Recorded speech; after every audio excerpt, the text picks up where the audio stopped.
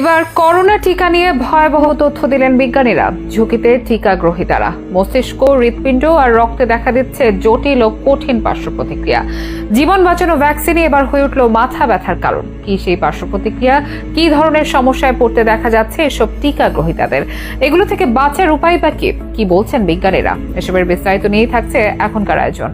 2020 সালের শুরু থেকে যখন করোনা মহামারীর ভয়াবহতায় উদ্বেগে ছিল গোটা বিশ্ব, যখন হু হু করে বাড়ছিল করোনায় আক্রান্তের সংখ্যা, দীর্ঘ হচ্ছিল লাশের সারি, তখন আশার আলো হিসেবে বিজ্ঞানীরা নিয়ে এসেছিল করোনার ভ্যাকসিন। আর এই ভ্যাকসিন আবিষ্কার সামনে থেকে নেতৃত্ব দিয়েছিল ফাইজার, মডার্না, জনসন আর এস্ট্রাজেনিকার মতো ঔষধ কোম্পানিগুলো। অসহায় আত্মসমর্পণের বিপরীতে মহামারীর ভয়াবহতার বিরুদ্ধে লড়াই করার জন্য মানব জাতির কাছে একমাত্র অস্ত্র হয়ে উঠেছিল এসব ভ্যাকসিন বা টিকা। এইসব টিকা স্বস্তি এনেছিল মানব জাতির মধ্যে, বাঁচিয়ে দিয়েছিল কয়েকশো কোটি মানুষের জীবন। পৃথিবীতে মানুষের অস্তিত্ব রক্ষার্থে সব থেকে কার্যকরী হয়েছিল এসব ভ্যাকসিনই। তবে এবার সেসব ভ্যাকসিনের বিষয়ে উঠে এসেছে আরো খারাপ তথ্য। দেখা দিচ্ছে নানা পার্শ্ব প্রতিক্রিয়া। করোনার সময় এক বা একাধিক ডোজ টিকা নিয়ে জীবন বাঁচানো ব্যক্তিদের এবার কিছুটা দুঃসংবাদ দিলেন বিজ্ঞানীরা। সাম্প্রতিক গবেষণা অনুযায়ী করোনা টিকা গ্রহীতাদের হৃৎপিণ্ড, মস্তিষ্ক আর রক্তে বেশ কিছু পার্শ্ব প্রতিক্রিয়া পেয়েছেন গবেষকরা। করোনা ভাইরাসের বিরুদ্ধে লড়াই করা বিভিন্ন কোম্পানির টিকাগুলো শরীরে এসব অঙ্গে নানা ধরনের জটিলতা সৃষ্টি করতে সক্ষম বলে জানিয়েছেন বিজ্ঞানীরা। গবেষণা যারা প্রমাণও পেয়েছেন তারা এই টিকাগুলোর পার্শ্ব প্রতিক্রিয়া হিসেবে এখন পর্যন্ত 13 ধরনের জটিলতার রেকর্ড পাওয়া গেছে।